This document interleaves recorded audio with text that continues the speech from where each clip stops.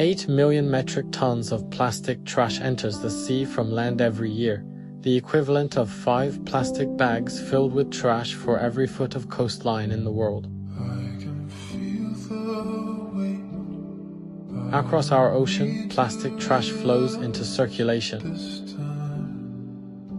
Dispersed almost everywhere, but concentrating in huge swaths in the midst of global currents, breaking down into smaller and smaller pieces infested by species across the marine world and sinking to the bottom of the sea.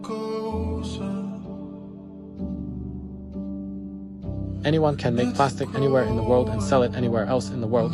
There's no design paradigm. There's no barriers. In order to solve the plastic packaging problem, we need to effectively rethink the entire system.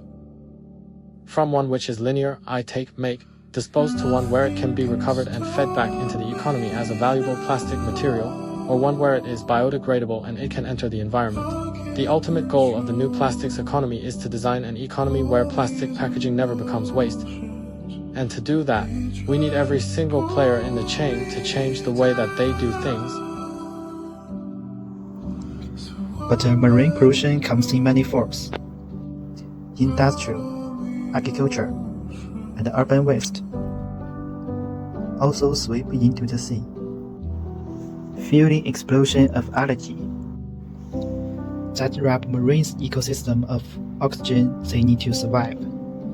With sustained pollution, these areas become dead zones, which already exist in more than 400 locations across the globe. But nutrient pollution can be managed through change in major contributing systems like agriculture. If you eat, you're involved in agriculture, so it's a problem that all of us have to work together to solve. Soil health is critical for water quality. It's the first thing we have to focus on here on the farm. Organic matter is the key thing that we try to improve. The more organic matter you have in the soil, the better the soil can hold on to nutrients like phosphorus and nitrogen. Organic matter keeps it from leaching out of the soil. It grabs onto it, and that's good for the farmer, but it's also good for water quality in the bay. For any farmer to change their system is tricky, and it takes a lot of work. I think all farmers want to.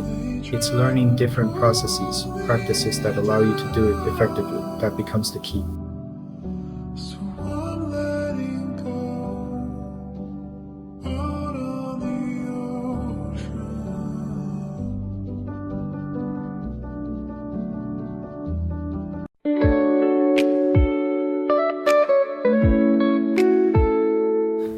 Every year, around 11 to 14 billion tons of the waste come from land-based sources, end up in our global ocean, affecting marine species and ecosystems, impacting human activities and human health, and costing billions of dollars each year. Without meaningful action, municipal solid plastic waste seek to double to 2040, while plastic leakage of the ocean is seek to nearly triple. Correct policies are not sufficient to reduce additional marine plastic to little to zero. By 2040, correct effort can cut ocean plastic by just 7%. Most plastic pollutions are natural, isolating, and unconscionating. They can single lighten or no systems change. The Osaka Vision's Oceans G20 to cut marine plastic to zero by 2050 use a full life cycle approach, and has received feedback from more than 80 countries and regions.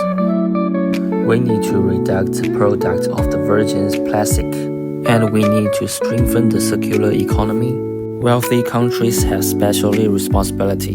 Right now, plastic waste in ocean is a serious global issue. Around 8 million tons of plastic enters the ocean every year. This harms marine animals and eventually affects humans through the food chain. So we have to do some action to solve this serious problem. As we can see, the numbers of the plastic in the ocean increase year by year.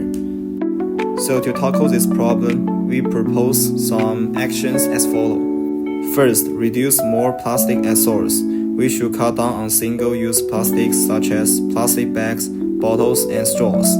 By using reusable bags, bottles, and containers, we can greatly reduce the amount of plastic waste we produce.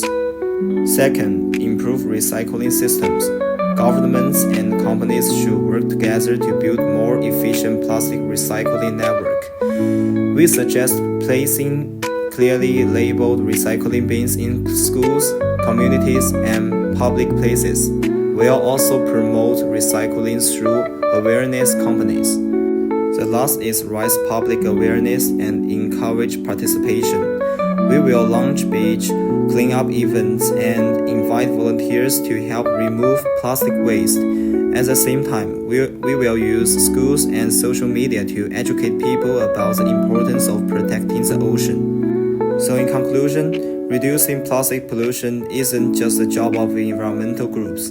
It's everyone's responsibility. Thank you.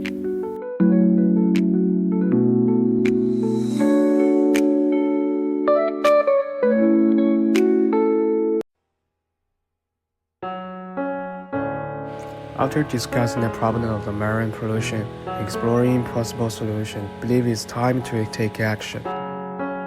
Many people have already started paying attention to protecting beach environments, such as reducing plastic use, doing cleanup events, and spreading awareness through social media. These actions show that public awareness is growing.